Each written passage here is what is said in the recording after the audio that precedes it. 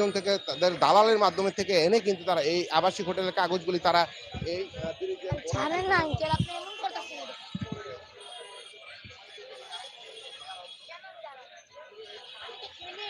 আমার ভিডিও তো ওরা তো গেছে গা যারা নিছে, ওরা তো গেছে গা যারা নিছে।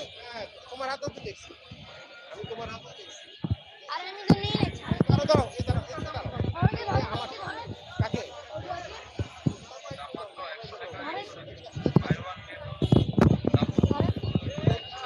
ছাড়েন না, আমি কি করছি আপনি?